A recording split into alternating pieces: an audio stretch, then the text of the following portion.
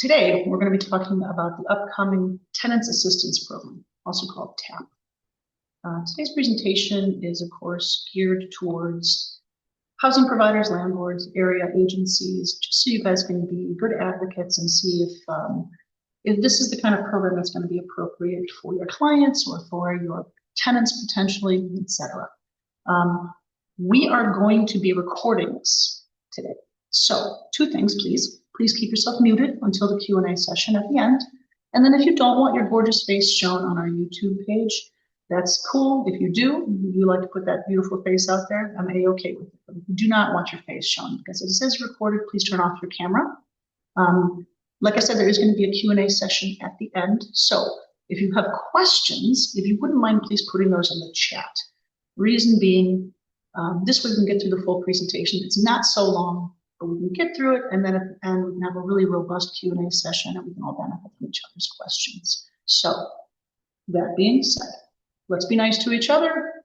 Always a good guidance to be kind to each other. No interrupting when it comes to Q&A. Everybody mute themselves, and we'll be A-okay. Let's kick off, shall we? And then at any point in time, if I lose power, we have a storm out here in Lake Zurich, and sometimes we click off as far as the power goes. I promise you I will restart from my phone. So if I disappear, it's only because we've lost power, but hopefully that won't happen. It's not too stormy today in Lake Zurich, but we'll see what we see. All right, that being said, let's begin.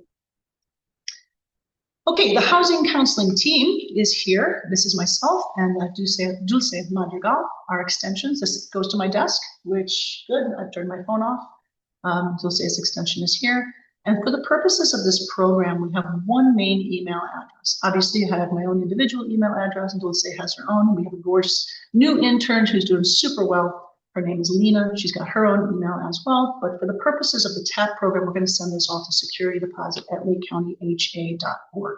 However, if you do need to reach out to us, our extensions are there. The phone number's there. If we're busy with a client, it goes to voicemail or to Lena. But typically speaking, you can reach us if you try. All right. This is what we're going to be going over today. Again, we're going to try to get through it as quickly as humanly possible so we can get to the real meat of the Q&A. But we're going to be going over who the funder is, tenant requirements, documentation, what you guys as a housing provider or an agency advocate, what your involvement is going to be, as well as the payment timelines, because that's always very important. And then we'll go through, if you want to, a basic application. If we don't have time for that, if we'd rather do Q&A, I can just show you where the actual application is for tenants. In the chat, I have put in some very important links, including what our program funders' rules and requirements are, so you can double check that I'm not fibbing about what our funder says we can and can't do, as well as the link to the actual application that you can distribute to your clients or your tenants, and then a flyer on that same link that goes to the actual printable, distributable materials for the program, which again are going to be launching on the 1st of July.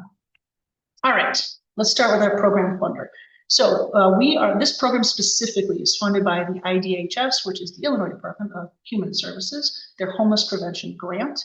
So each year they go to the county coalition for the homeless, and they say, hey, we want to give Lake County XYZ amount of money. It's not a spectacular amount of money, but it's money, and we'll take any dollar we can get.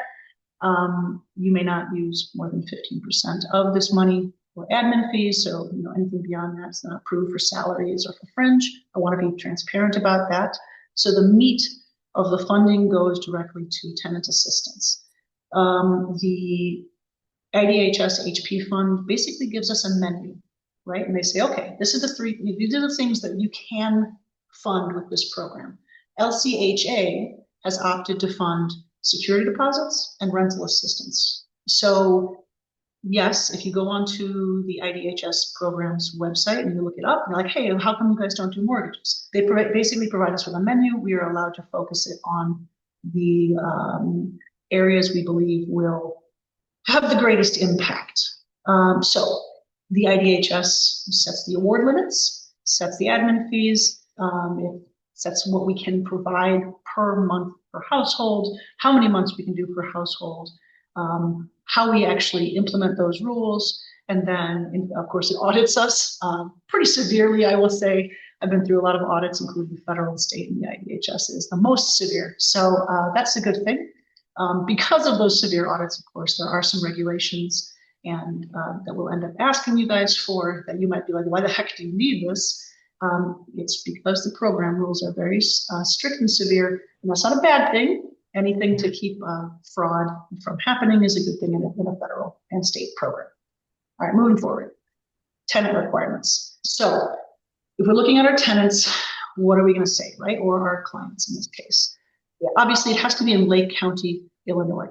I know a lot of folks are saying, okay, is this just for voucher holders? No. Public housing? No. Yes, we can cover a person who has a voucher.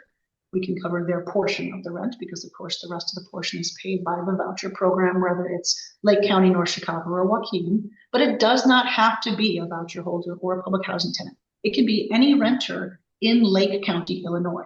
The property, the physical property, has to be in Lake County, Illinois, because this is a Lake County, Illinois program. One of the first things we look for is if the person has received funds from any IDHS homeless prevention funded program in the last 24 months. That's a program rule that the IDHS has set up. So who are these people? More than 2 years ago, this program was run by Catholic Charities. That's not a program anymore because that was more than 24 months ago. Last year, it was run by ourselves, Stable House, Waukegan, PADS Lake County, and then Prairie State Legal Services. We keep a database called HMIS. It's a homelessness reporting system through the county that all of these people who came in and applied and came in and were assisted with this program, their information is on there. So we're able to very easily see, oh, okay, the household themselves was assisted 2 years ago. And if you're wondering, oh, well, you know, what if it's a different household in that address? The data that we get, that you'll see on the application for assistance, is so intense. It's very difficult to fake a household change, or it's very difficult to create fraud for this program because of all the intensive information, because the databases and things like that we keep. So the IDHS we have to document, per the IDHS, a temporary economic crisis. What does that mean? So that means that the person, or household rather, household could be many people, it could be one person, it could be parents and children, it could be adult with dependents, it could be two adults. A household is a household, right? So a temporary economic crisis is one that does one of two things. It is either an event that makes it impossible to pay the rent this month. So for example, it could be that a person suddenly passed away. It could be that there are funeral expenses or very sudden medical bills. It could be that auto repairs were so expensive that you had to do the auto repairs so you could work, but that means I can't pay the rent this month, right? So that's one of the examples. So something happened that occurred that prevents the household from paying the rent this month.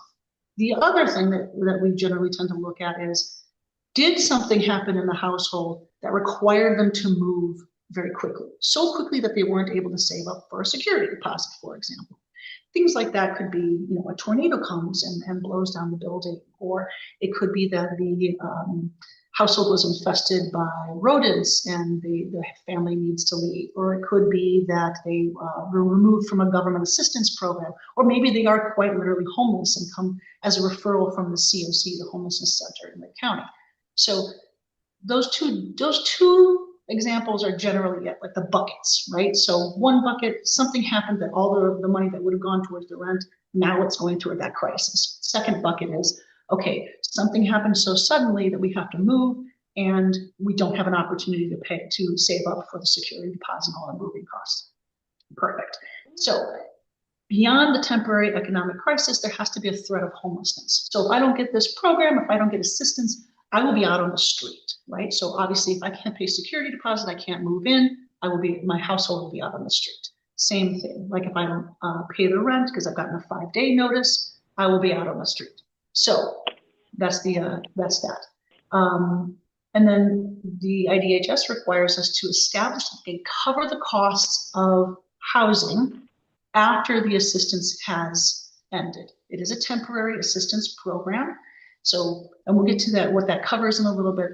But effectively, when we sit in front of this client, it can't be like, okay, so You truly need a long-term subsidy for your rental unit, but we can't provide that. So this would not be a program that would be appropriate for somebody who needed more than the program could cover. Sadly, in those instances, if we can't get the person attached to some sort of job placement, or we can't get wraparound services enough to assist them so they can survive on their own, so they can be self-sufficient, that would be a client we denied. So they do need to establish, and we do this through budgeting and looking at their income, that they can cover the housing costs after the assistance is over. Housing costs, what are those? Those generally tend to be the actual rent, utilities, transportation. Why those three specifically? One, obviously housing is housing, so rent, that's the easiest way to establish that. Utilities, many of the programs around here, if you don't have utilities set up at the property, one, that's not a great way to live, and then secondary, that could exclude you from many programs like the voucher program or some subsidies programs, things like that. And then of course, transportation, to a point, whatever that transportation is, car, bus, walking, bicycle, what have you, you do need a methodology to get to your job. So we do cover that with the client in one-on-one situations, unless they provide the documentation up front to prove that they can cover all of that. We try our best to establish those criteria, not to exclude anyone, but to really get that robust documentation so we can approve the client. Okay, and then the biggest thing, and while we're all here today, is the landlord has to accept the funds. You have to agree to accept it, right? The program specifically says, the program funder, that we are never allowed to provide the assistance payment to the tenant directly. It specifically excludes that. So in order for us to pass along the application to move forward with it, we have to establish that the landlord is the person who owns the property or is in charge of managing the property, the property manager, the assistant manager, whatever it is. We have to establish that that exists, that ownership or that right to manage the property exists. We have to either have in writing or speaking to the owner that they agree to take the funds. And then most importantly, of course, we have to have your payment information, because we can't give you money if we don't have the payment information. So that is part of the tenant requirements, technically, because we want to establish, hey, ma'am, sir, family of folks, we cannot push this application through until your landlord gives the approval. Typically, that's actually our first step, to establish who owns the property that they're asking for assistance in, and then to reach out to the property manager, landlord, housing provider, whatever it is, to establish what is either owed or what security deposit is, and then to get the permission, and then to get the payment information. So that's typically step 2 in the process after establishing that they can actually receive assistance if they meet all the other requirements. All right, so what documentation does the tenant need to provide? And again, this is on the tenant. I know that you guys are all here in the capacity as housing providers and as agency advocates and everything like that, but this is a responsibility of the tenant. If you're in a position to be helping a person, guiding them along in this process, it's just good for you guys to know what they'll have to pony up in order to create a complete application packet. And that is a valid current signed lease. That could be among a bunch of things. With most of the housing programs in this area, you don't get a full lease every year, right? You get a recertification. That's still a full, accurate lease. If you've got the recertification, it's from April. Yes, it's in July, but we know that's still valid. If they have a voucher, that could be a new 5/8, that could be a updated lease with the addendum, whatever it is. If it's a person moving into a new unit, obviously that could be an issue, because typically a landlord does not give you a lease with their signature on it until you give them the check for the security deposit. So we've got a couple of workarounds for that. One, of course, we can say, the gal or the guy is not moving into the unit until August 1st. Today is the 15th of July. How about we issue the payment now, and then you can get us that lease before they move in. Sometimes it's gone as much as, okay, this is gonna take a lot, but we can exchange, like day of, you get the payment, then you turn around, sign the lease. We need that lease for 2 reasons. 1, to cover our butts, obviously, for this program. And then 2, obviously we have to give some validation to the amounts a person is asking for, the landlord is asking for, as well as providing the tenant with that. If they're moving into a new unit, we want to make sure the tenant has a lease. We are not there. We are not attorneys. We are not there to analyze the lease. there are certain things that we are like, hey man, maybe you should have an attorney look at this if it's really glaringly obvious that something in there is violating their fair housing rights or what have you. But again, we are not attorneys. We would not be doing that. We are there just to, for the purpose of this program, to ensure that the qualifications are there, the requirements are met, etc. Okay, so valid lease. Ledger of rents owed, if that's applicable. Obviously, we can't pay a landlord if we don't know what's owed. Sometimes in Lake County, we have a landlord or we have a property development that includes things like their shared utility expenses in the ledger. Depending on how the lease is structured, which is of course why we need the lease, we can either approve or deny utilities in that way. So if a person owes $1,048, 48 of that 1,048 is utility bills, etc., shared utility costs, monthly pest control, whatever. As long as it's in the lease, we can actually provide that funding. If it's not in the lease, we cannot, because there is no justification for it in the documentation. This is new this year. We're asking for an ID for the head of household. Last year, we only required that for folks asking for assistance greater than $5,000. This year, to make things unified, we are asking for it from everyone. We are also requiring proof of household income from all sources. We don't care what your sources are. Illinois is a source of income protected state, so I don't care how you make your income as long as it's legal and it's provable. We will help the clients get those documentations. Typically, what is that? Honestly, it's like a pay stubs, two or three pay stubs. If they can't find their pay stubs, the bank statements. If they do a cash job, deposit it into the bank. If the job starts, in a week or so, we can get an employment letter from them. If it's unemployment, SSI, SSDI, whatever it is, there is a way to document it. We will help the client document. Proof of residency includes things like utility bills. Obviously, if a person has not moved into the unit yet, then we cannot ask them for something like a utility bill. But in those cases where they're moving into the unit, they haven't occupied it yet, we will take the lease as that proof of residency. And then lastly, of course, that proof of temporary economic crisis. So that one tends to be the hardest one. We provide the clients, if they ask for it, a list of examples, though this is typically addressed with a conversation to the client. So the client comes in, they're like, I don't know what my temporary crisis is. What we end up asking them is, all right, man, obviously you need help because you wouldn't have asked for it if you don't need it. So what brought you here, right? What was the thing that made it so you had to leave real quickly and didn't have enough time to prepare? Or what happened in the past couple months that made it so this month you can't make your rent or you haven't been able to make your rent in a few months? So that includes so many things: unemployment, underemployment, additional loss of a household member, new baby, death in the family. There's 1,000 things. So if the client cannot pinpoint that with you guys, if you're working as their agency advocate and you're having a difficult time really nailing what that down is, please reach out to us and we can either have a conversation with the applicant or we can provide you with that list of reasons that we have found. Again, it's not a comprehensive list. It's just a good starting point. All right, moving forward. Documentation needed by the housing provider. So it's pretty easy on your end. It's going to be a one-pager that says, this is the tenant's name, this is the amount that's currently owed, or this is the amount that I need for them to move in the security deposit. Here's their information. I agree to accept the funds. I think there's a line or two in there about if it's a security deposit, then it goes back to the tenant rather than LCHA. For the record, if you receive security deposit from the TAP program or any other IDHS homeless prevention funded provider, if it is a security deposit, at the end of the tenancy, obviously you can subtract the applicable legal costs from that if they have left a rec or whatever it is. But that security deposit is then given back to the tenant, not LCHA. So we just act as if it's coming out of their pocket. We do ask for an updated W-9. Even if you're already an LCHA landlord, even if you gave it to us, it is within our accounting system.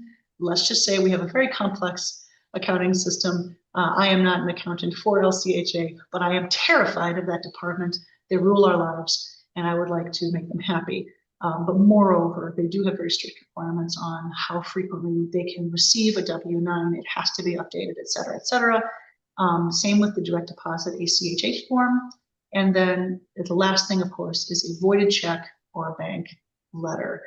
You'll notice ACH form is a big one, right? So we are primarily now strictly direct deposit ACH, which is good. It is good because you get your cash real easily, right? You get it quickly. Oftentimes, the difference between our approval letter and your payment is less than 5 days. Very rarely can we accommodate somebody's request for a check. It is a rare and mythological animal right now at LCHA to be sent a check. I will advocate for you if you need a check. However, I will say that it is going to be easier on you. You'll get your money faster if it is if you just follow the direct deposit ACH form guidelines. And then, of course, the voided check or bank letter is to verify the information on the ACH form. As an FYI, like I said, our accounting department is very thorough. They're very strict people who follow protocol to the T. And they will double check the EIN or social security number on the W-9 against the IRS database. And oftentimes the one we have bounced back to us are those where the EIN is a number off or something like that. It's very rarely the data on the ACH form as far as like the account number or the routing number. It's oftentimes some discrepancy in what the IRS has versus what the form has. So again, this is all to prevent fraud and all to make sure that everything is up and up on the up and up, and that is straightforward. You want that in your government, I swear, in your government programs, but I understand it sometimes is a little bit of a pain in the butt. All right, so let's talk about some myths and what is required from a housing provider, right? So when we get the application, we do confirm who owns the property. We talked about this a little bit at the beginning of the presentation. What that means on our end is that we run the deed and then we run the property tax information. So property taxes are relatively easy. The deed doesn't take too long. Everybody here is a dab hand at this. We've been doing this for some time. So that's really a nominal amount of time to pull the deed and to pull the property taxes. In the past 4 years we've been doing this, we probably had 8 cases of attempted fraud from a landlord's end. So what we typically find when we pull the ownership of the property is that it's under an LLC or a trust or something like that. So in those instances, we go back to the landlord and we say, hey, this is what the deed is. Can we try to establish that you are the property manager or that you are the owner, something like that, so we know that we're not just throwing money into the wind and wasting valuable tax dollars, right? We do not inspect the property. That's a big one. I know LCHA and other public housing authorities, we do have a very robust inspection process for our voucher program. This is not a voucher program. This is funded through the IDHS, not the federal government, not HUD. We do not have an inspection requirement. The tenant, as part of their agreement, as part of their application, says that they have already inspected the unit and any kind of issues with the property is on them. So if there is black mold, if there is an infestation of rodents, if there is whatever, if it's not the color they like, that is their decision to occupy that property. And we simply don't have the capacity to inspect all the properties. Also, to a point, it's not required by the IDHS, and that might be considered overreach. So that being said, we do not actually go out to inspect the properties. Obviously, it's a good idea if the tenant sees the unit before they occupy it, but that is on them whether they decide to do that or not. At the end of the year, you're going to be issued a 1099 MISC form for your taxes. You'll probably get one that just represents, if you receive security deposit and rent, just represents the rent. Obviously, if you have a tenant that's requesting both rent and security deposit, you'll get 2 payments because those are housed differently accounting-wise. So one will be for rent, one will be for security deposit. It is up to you as a private business owner to account for that on your books as you will. The 1099 at the end of the year will account for just the rent. It is a one-time payment, period. So, as we said before, the tenant can only access this program once every 24 months. It is not our policy to send payments every month. We send them all in one lump sum. So if a tenant is applying for 2 months equivalent of a security deposit and 1 month of rent, we will send 2 payments on the same day, an EFT for that security deposit and an EFT for the rent. No matter if the rent is in 1 month or 3 months, what have you, it'll all come to you at once. So you will get that lump sum and you'll have to account for that on your ledger accordingly. And then again, we said this earlier, but this is, you have to, if it's a security deposit we're working with, you have to look at this as if it was out of the tenant's pocket. So at the end of their tenancy, after all the appropriate deductions are taken, it goes back to the tenant within that 30 or 45-day guidelines per state law. All right, let's talk about the review process. Last year, we got about 2,500 applications for this. Obviously, we cannot fund everybody. We fund them in the order that we get them, and then we, as long as they are full packets, right? So let's look at the review process, right? The initial application, which is, by the way, linked in the chat if you want to take a look at what the application looks like, as well as flyers and the information page, we get it through JotForm. So JotForm is an online platform. It's pretty great. What they do is they fill out their information online, they hit submit, and it shows up in 3 email boxes. So it's difficult to ignore. And it also creates a data spreadsheet for here at LCHA for us to use. That's very easy to manage, etc. So we received the JotForm and we add it to the queue. We review that within 24, we review it initially for the 24-month requirement against the homelessness database we were talking about earlier, the HMIS. And then we say, yay, we can move forward this, or we send a denial letter immediately to the tenant with information about appeals versus denial, right? Then we look at the ownership of the property, we pull that deed and property taxes and add it to their file.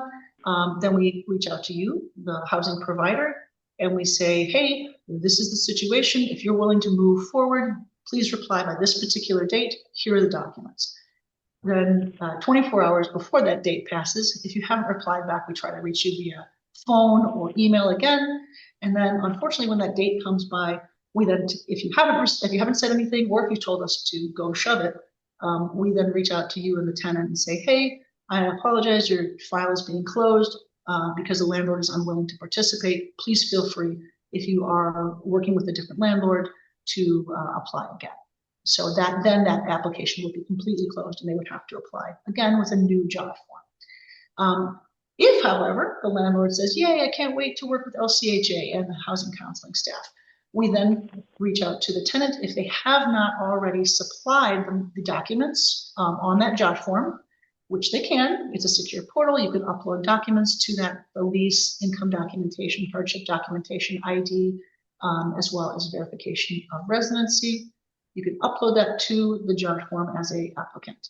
If the tenant has missed any of those documents, we contact the tenant and we say, hey, you got until this date to upload these documents. You can send this to the security deposit at lakecountyha.org email, or here's the link to go back into your JotForm and upload that way. So we got that deadline. The deadline passes. Yay, they've got all the documents. We then either approve or deny the application. We then send the approval or denial email with the reasons for that. That includes an appeal information, and then the payment is issued. So real straightforward. Everything's got a deadline. Everything's got a way to appeal, etc. Then payment. Then we do, again, new payment system. So EFT. EFT is the way to do. Effectively, we look over your documentation. If your W-9 has got something wonky on it, or if it's got a glaring mistake, etc., or if your name is missing, or your social security /EIN is missing, something like that, we immediately get back to the landlord and we say, hey, unfortunately, we can't do anything with this because this information is missing. What happened, right? So direct deposit is the default, so we do need to make sure that the direct deposit EFT form is there, ACH form rather. We need to make sure that you have that bank letter or voided check, and then of course just the signature on the agreement that says, yes, I can't wait to receive this amount of money from LCHA, etc. Everything looks good. We pass that along to our accounting system. Our accounts payable verifies the EIN/Social Security. They verify it against the IRS database. And then they take your bank account payment information, and they verify that as well. That's on them. I don't actually know the system they've used to do that. I trust them because they say that, and they are very trustworthy people who manage our money. But from the past, if there is something that comes up in that process, they reach out to us immediately, and then we reach out to you, the landlord, to make sure, hey, unfortunately, this is the weird thing with the accounting. This is, the error that we're finding. Can we rectify this in some way? Okay, timeline. There is an internal system that LCHA has that adds certain steps to payments over 5,000. Now, as rents grow in Lake County, and they have grown, as we all know, we're finding more and more that we receive assistance requests for over $5,000. Our internal payment system requires an extra step for anything over $5,000. So it does typically take a little bit extra time in order to get that process, because it goes through two additional approvals, which is good. Like, again, we want to prevent fraud. We want to make sure that things are on the up and up, and that all of our tax dollars are spent wisely. So for under 5,000, it is, let's say I send you the approval email on Monday. Typically, you'll have that funding either by Friday or Monday, depending on how your bank posts the payment. It's EFTs. So we try to get it under 5 business days for you. Over 5,000, we may add another 5 business days to that, because of course there are the additional internal, let's call them verifications, that need to happen. So if there is any issue with the Social Security, the EIN, the bank account information, obviously that adds to the timeline, but we'll keep in contact with you so you're not, hey, what's going on? Why hasn't this been paid, et cetera, et cetera. And then lastly, checks are infrequent now for LCHA. And though they can happen, we are begging you to not request them. We understand that you guys are also working with your own internal payment systems, and that sometimes our bosses require us to get checks. So we comprehend that, and we will try to work with you and for you, obviously. But please understand that because there is a demand for a check, especially a check over $5,000. That's a physical thing we have to take to our CEO and get signed, or our CFO and get signed. So it does take a little longer. And then because it goes through USPS, we cannot impact USPS. So unfortunately, that is the longest thing that can happen. And we highly recommend the direct deposit option because of this. The moment it goes into the mail, it's the wild, wild west out there. We don't know where it is. So we will try to accommodate you if there's a check.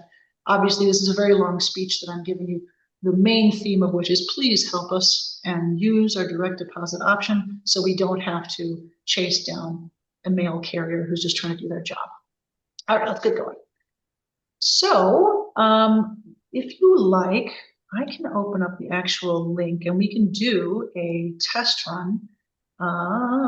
Let's take a look here. So here's the actual program. I'm hoping everybody can see this. So this is the landing page for the application.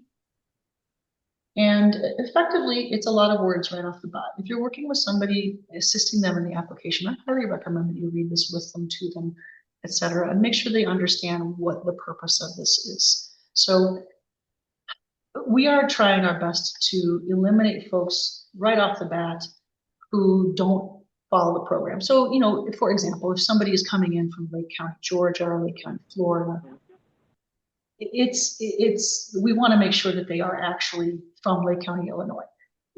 Just giving them the basics right on Front Street so they understand what the program parameters are. That sometimes just people like la la la la, and they click through, and that's that. That is going to be the way of it, and we understand that, and that's why we have, the analysis process, et cetera. But to a point, if you are working with someone, just sit there and read it with them, just to make sure that they understand. Because God knows we shouldn't be signing things that we haven't read. And then, okay, so after we go through the preliminary rules and requirements, we go through that you must provide all the following. This is also a good place that if your applicant has not gotten these documents together already, this is a good time to pause and just say, oh, okay, I gotta get that lease together. I gotta get that ledger, ID. I gotta get a photo of my utility bill, etc. And then I'm just going to write the word test here. We test. And then, of course, the date. So head of household information, we're going to do tests, etc. I'm trying to make sure. So if it's got one person in the household, it's going to move you very quickly through this program. Obviously, if you put 5 here, it's going to provide you a prompt to fill out 5 of what you'll see next is going to be the demographic information. So if you put 1 in, we're just going to skip through this right and easy. But if you put 5 in, you got to fill in 5 more of these little sections. So it's real easy. 849. This is my desk 9. You can call me if you want. These demographics are required by our funder. I personally, we don't use any of this information to exclude anyone. If a person is disabled or not disabled, it doesn't matter to us as far as their requirements for the program or the qualifications for it. So please don't think that your answers to these will disqualify anyone from these. All right, so date of birth, you guys are learning when I was born. There we go. And then we will eventually have to talk to the person about their social, but for the purposes of this, you can see that ending all zeros is not going to exclude them from the process. So I am a white lady, I am not Hispanic, and I have a master's degree. I am not a veteran. English. Oh, if I could spell. All right.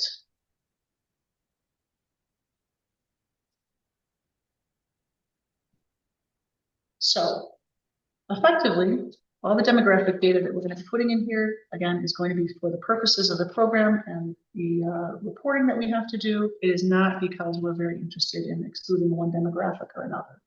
So this purpose here, the purpose of this is not, again, to exclude anyone, is just to say, okay, what are the services that can we provide? So for example, if a person says, I pay for my insurance out of pocket, but we know that they only make $1,000 per month, we will then go ahead and try to apply them for Medicaid, right?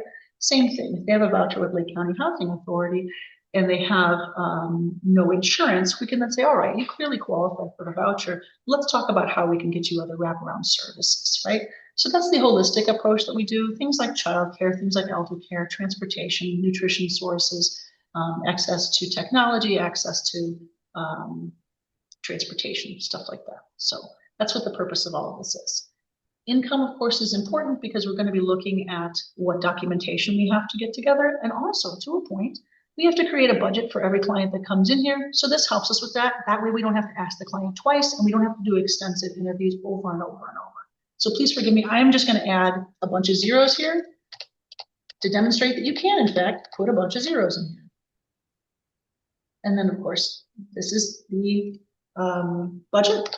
So their rent, renter's insurance, car payment, auto insurance, gas, bus or train fare. If you notice, this really focuses on rent, transportation, utilities, right?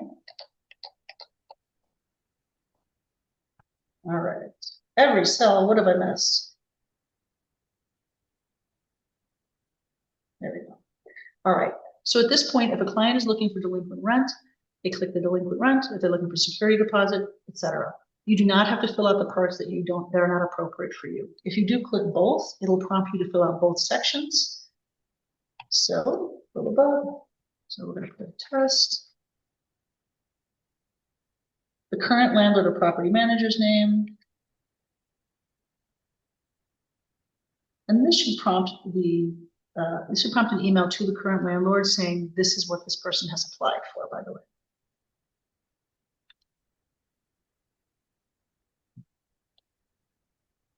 So if your applicant is not a voucher holder, you don't have to put anything in there. And then of course, if you owe the amount owed here, we'll verify this against the ledger of rents owed.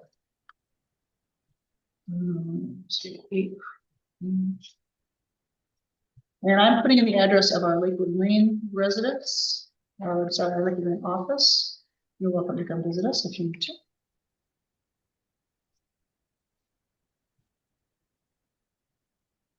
One day I'll learn how to spell.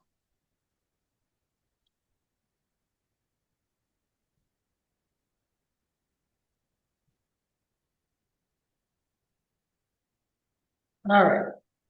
So obviously this is a person who's applying for both security deposit and rental assistance. And this is the most important one. So this will pop up on a prompt with our system. So I talked a little bit about how the jot form comes through a database and causes a few prompts, right? So if this person is moving in very quickly, we'll know to reach out to them very quickly. Of course, if they have some sort of COC referral, that will be even easier. So there's certain things that will prompt prioritization. The first is going to be a referral from any homelessness provider. So for example, the COC, PADS Lake County, any DV shelter, anyone who's connected to the COC or the Coalition for the Homeless, they will, if they provide a referral, we will address this as soon as possible. Every person gets a fair housing notification. This is something that comes to their email and they can print. So it goes over their fair housing rights. That's a requirement for HUD. This is effectively what they can receive from housing counseling. So all of our disclosures are things like, hey, you can talk about pre-purchase home buying, you can talk about rental counseling, fair housing, things like that. They'll get a printout of this as well. Here's our privacy policy. It's in tiny font, so you know it's a government form. And then we always click opt out because this makes sure that we can't publish any personal private information, which is really what you want. You don't want anybody publishing info or using it for something that you haven't specifically said, yes, I'll use it for. And then lastly, they do agree to be put into that HMIS, the SharePoint, right? So this is effectively how we monitor things, etc. All right. Signing a minor? No, we're not a minor. Our first name is Test. Perfect. Oh gosh, I can't spell on this. All right, now this is the portion where they can actually upload things. You do not need to upload anything to submit the application. However, it is pretty great if you can submit it right away. The client can come back into it and submit the application if they want, or they can then submit those documents to our email address, securitydeposit@lakecountyha.org. But again, they can always go back into the portal if they feel more comfortable doing so in order to upload the proper documentation. Lastly, you get, or your tenant gets, a thank you for completing the program, and then it has the basic steps from here, right? So submit all documents, inform the landlord. If you need to make an appointment, you can do so here. This goes to our live calendars. So this literally goes to my calendar where any person can see my open appointments, what times and what dates. So for example, boop, boop, boop. Man, not a ton of availability this month, but on the 30th, I've got 3 open appointment slots. So anyway, that is effectively the manner in which you can apply your tenant, assist your tenant with the application, assist your client with the application, etc. And then of course, from there, we go on to the review and then the payment process. So I am going to stop sharing. All right. I don't think there is anything in the chat. No questions yet in the chat. So how about this? We have about 15 minutes, which is a good amount of time for questions if anyone has one. So how about we start off? Somebody has asked, when is the jot form open? Technically, it's open now. Technically. So if a tenant or client wants to apply immediately, they can. It will go into the queue. Everything is time-stamped as far as when the person applied. But again, we do not begin the payment process until all the documents are received. So technically they can start now if they want, and then upload the documentation. So for example, I think we have 4 or 5 people who've already applied, and those tend to be people who are in the process of looking for an apartment because they know they have to be out by the end of the month, right, in the end of June. And they've got like a real handle on it, but they know they're going to need security deposit assistance. So we did open the portal in case somebody wants to start now. putting those documents in there, getting that application done. I whipped through it, but if you've never seen that application before, it's going to take a time. So when we do the application with our clients, we budget a half hour just for the application, and that's after we've scanned the documents so they can upload them. So if I was a advocate doing this application for my tenant, for my client, I would get the scans done now, and I would start the application now, and that way they're in the queue, and then then you can, it comes directly to us, and we can just say, oh, great, everything's here. There's no questions that we have to ask, and we can immediately put it in for payment after we contact the landlord. So you do not have to directly contact myself, Dulce, or our intern in order to get this started. We like the idea of a person just doing the application. So it does not necessarily require any hand-holding from us, though we do offer that. So for example, if a person wants to make an appointment with us to do the application, that's fine. We will absolutely, if we have the availability, they can put themselves on our calendar and we can go ahead and do that. However, if they just want to do the application and put themselves in the queue, please feel free. The application, of course, is on our website, but you don't have to go through the website. Let me put it in the chat, actually. There we go. So this is just the standalone application. It's going to say intake form 2026-2027. So you don't, if you want to, what I can do is everybody who's on the call, if they want to, man, you know what? This is the disadvantage of not requiring registration is I don't actually have the email addresses for everyone. But if you want to either privately message me your email, or if you want to just copy this link down right here in order to get to the application, please feel free to do that. And that way you can have it bookmark it in your Google or your Firefox or whatever web browser you use. And that way everybody can still have it. Now, typically, let's actually take a look and see if I'm not a big old fibber. Typically, if you Google Lake County Housing Authority, TAP,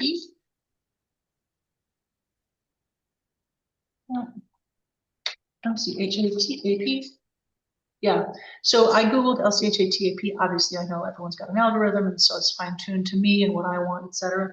But truly, if you Google Lake County Housing Authority, TAP, or Tenants Assistance Program, because we have the free Google ads, it should generate it to the top of the list. And from there, it typically opens, let me show you. It typically opens LCHA TAP Security Deposit Assistance. It opens this portal here. And then, of course, you can do the intake form here. Or you can also click on a link to open this printable form. And this is something you can keep in your office if you want to. And this is, they can just shoot this with their phone and open the QR code. So, Nancy asked, how fast do applications fill up? Last year, we went through our funding. We have the exact same amount of funding we did last year. We went through our funding.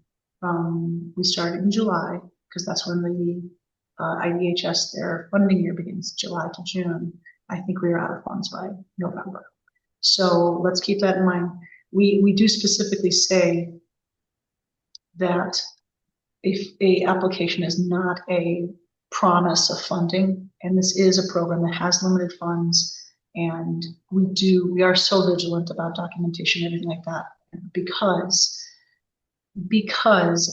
truly we're trying to prioritize the people who are immediately homeless or who have that real risk of homelessness, or this will be the difference between a person in their household on the street or actually being housed until they can kick back on their two legs, right? Now, the one thing we didn't discuss is how much is available, right? So we discussed this in the matter of months. So the IDHS says to us, you may offer the client the amount that will prevent their homelessness up to 6 months. one-time payment, one bite at the apple. So that does not mean everybody gets 6 months. Obviously, if everybody got 6 months, we'd be out of funds in a month.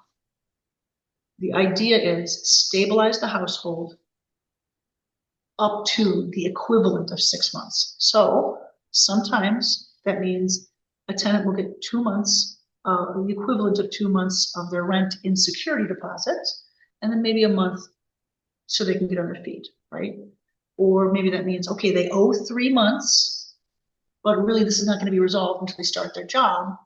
The job starts next week. They're not going to get their paycheck until the week after that or 2 weeks after that. So we offer them the 3 months they are delinquent plus a month forward, right? So obviously they're not getting 6 months. They're getting what amount will stabilize them until they can get back on their feet, the maximum of which combined is 6 months. The one thing I want to make absolutely crystal clear is that 6 months is not guaranteed. So a client's not going to be able to come back to us and be like, okay, I got 4 months. I need my 2 months. Where are the rest of my months? That's not how it works. So the one-time payment, that's the thing in the whole of the thing. That's all of it. And they cannot come back for another 2 years. So the one other thing that we try to do is say, okay, ma'am, sir, household, you owe so little that the amount that we're offering you and the limiting access can be elsewise addressed, right? So if they come to us saying, hey, I just need $200 to get me through, and I'll be fine. I'm like, this might be better addressed to the townships. This might be better addressed with a different program because you are now excluding yourself from this program for another 24 months. And that's a conversation we have with the client. And if the applicant's like, I don't care, help me out, we go, okay, we'll help you out. But we do have that conversation because, again, this is an exclusion. If you receive funding now, no matter what the funding is, 1 month, the full 6 months, etc., you are excluded from this program by the IDHS for another 2 years. Okay, so forgive me. I know people have put stuff in the text.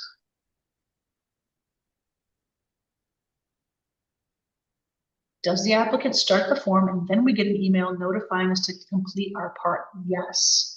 So the applicant gets the form, they complete the form, and then we say, we receive it, and then we immediately send out that.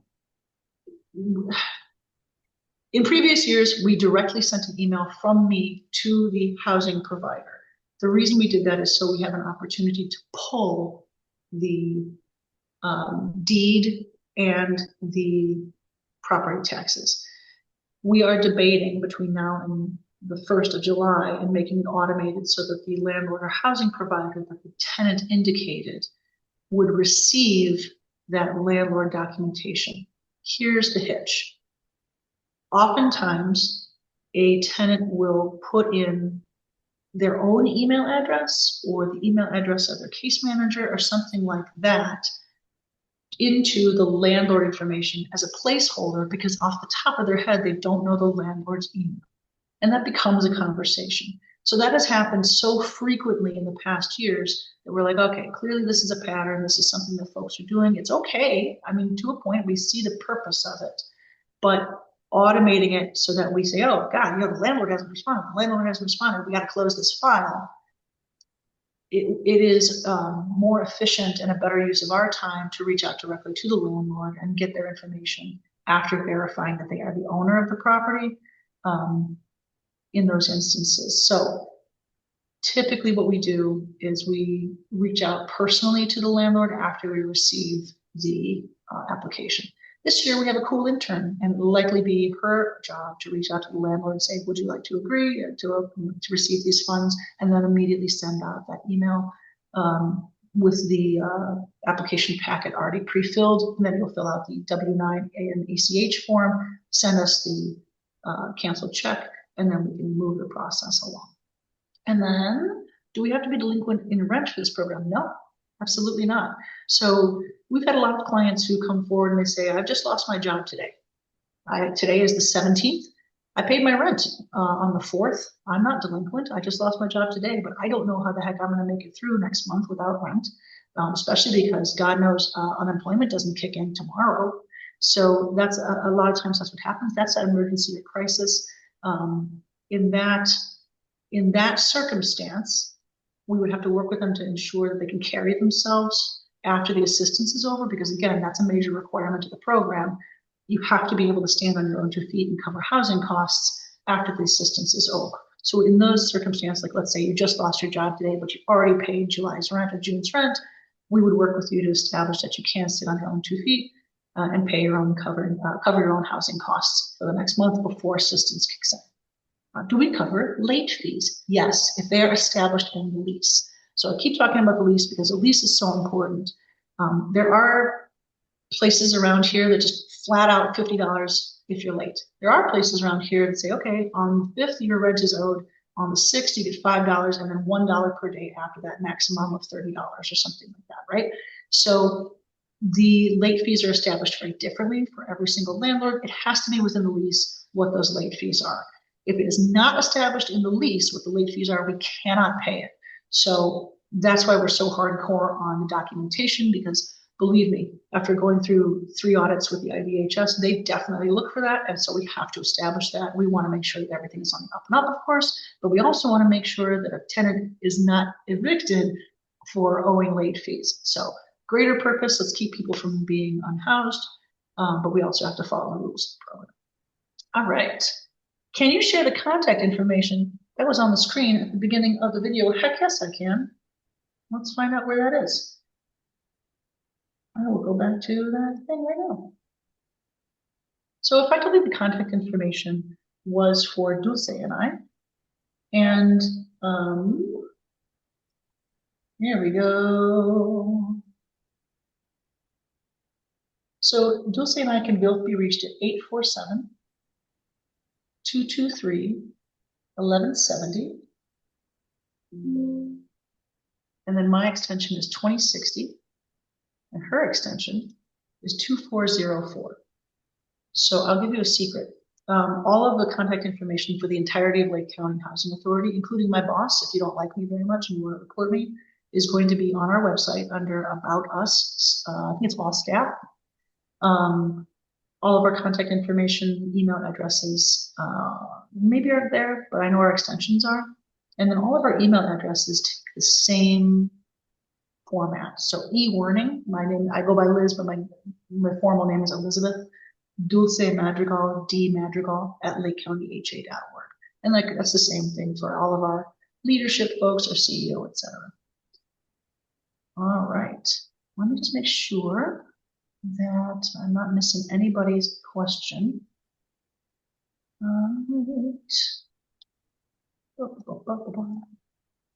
Okay. All right. So we don't have any more questions in the chat. Let me see if I can make sure everybody can, all right, everybody's allowed to unmute themselves. If you wanted to, if there hasn't been a question that's been addressed, I'm going to unshare my screen.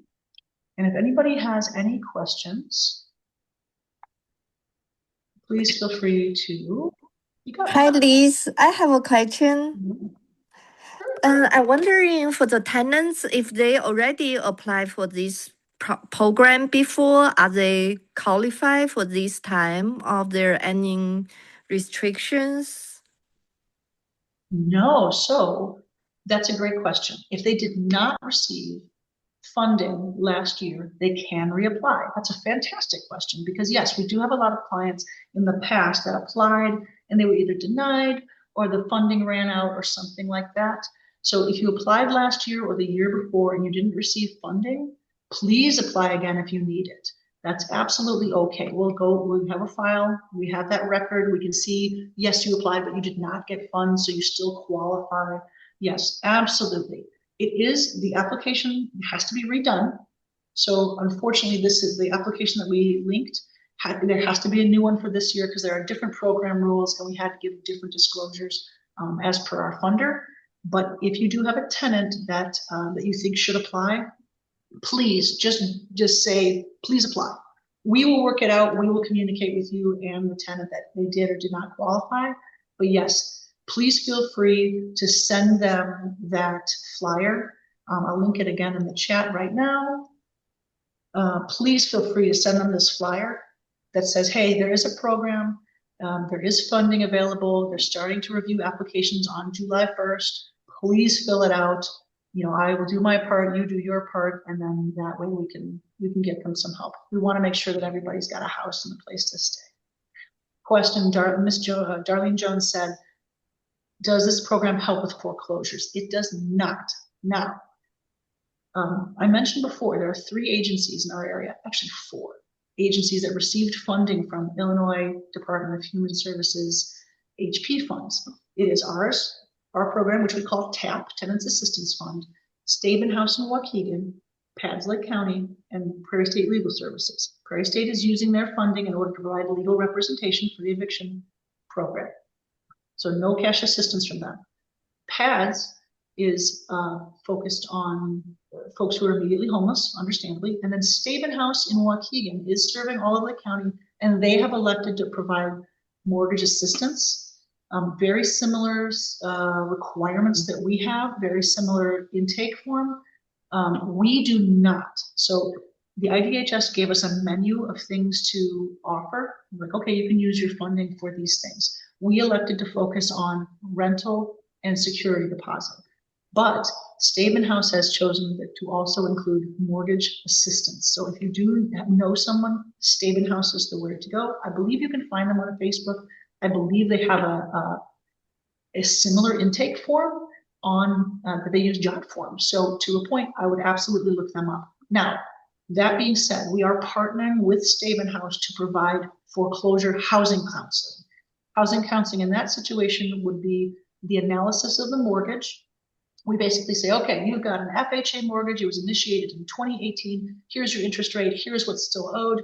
Here are the programs that you've already taken advantage of. You got a partial claim in 2022, like everybody did because it was COVID, $20,000. Here are the programs that are available to you. And then we assist them in either applying to their mortgage lender for forbearance or a modification or loss mitigation or non-retention. So that is a completely different program than the one that provides financial assistance, but we do pair up with the Staben House. If they want to do financial assistance, we provide them comprehensive foreclosure prevention housing counseling. I hope that answered your question. If this is recorded, yes, we are recording this, and it will be posted to our YouTube page. If you Google LCHA Housing Counseling, YouTube, you can find ours. I will also post this on our Facebook, so if anybody needs to take a look at this again, please feel free, and you can pass this along to other people as well. There is a person with your hand. Oh, go ahead, And Ms. please, yeah, another question, if you don't mind. And for this funding, does that including the utility bills? Because currently my tenants and her rent portion is 0, but she need to pay the utility. But she already got, actually I received the letter yesterday from the village of Gurney said because she didn't pay the water bill, so they will shut off the water service because there is a big dollar amount for overdues. So I'm wondering, will this funding and cover the utility bills or just for the rent of security deposit? Sadly, it's just for rent and security deposits. So that's a really good example. Thank you very much for bringing that up. While it is true that some people can be removed from the property for their utility bills, in your case, that is a very valid reason to remove a tenant.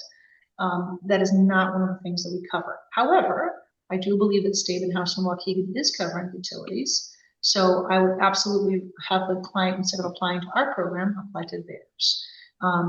If we get a client that has utilities that are not included in the lease, right? So a lease would say, okay, your rent is $600 a month, your utilities are a flat $50 a month. That we can cover. But if the utilities are not included in the lease, so for example, if it says your portion of the rent is $1,000, your utilities you have to handle by yourself, which is a lot of the way landlords go, and that's completely understandable. Unfortunately, we are not able to cover those utility bills.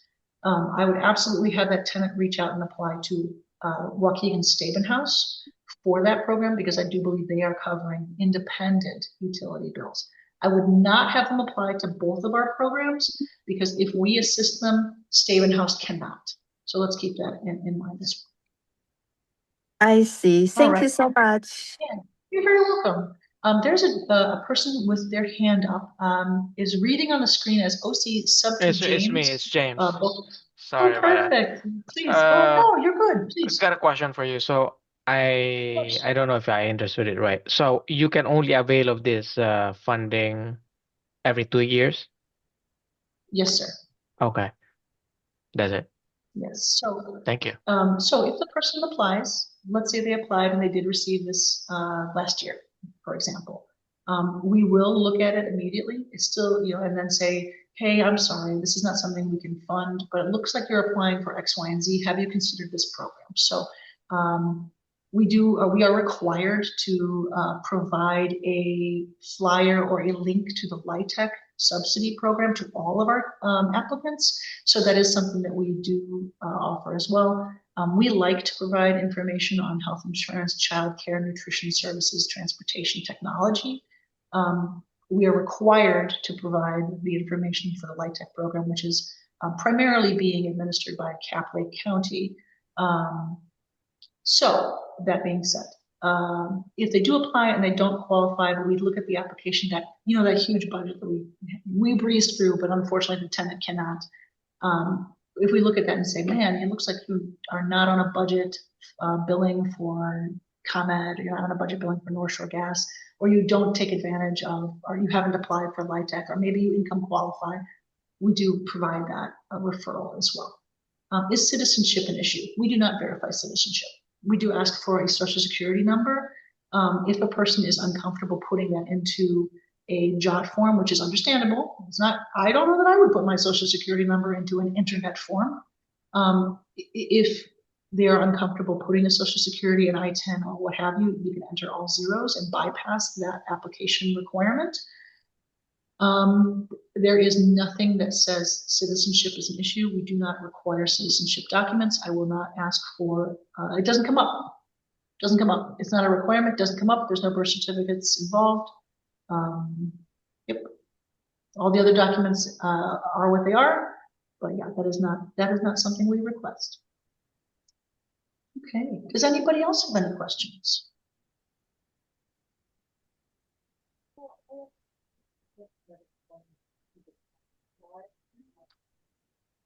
Okay. All right. Well, I am going to pop this back on the screen just in case anyone did not get it. This is my contact information. I'm right here. If I'm on the phone or with the client, it's going to be forwarded to our lovely intern, Lena, who will hunt me down or find me on Teams or something like that. But please feel free to reach out to me.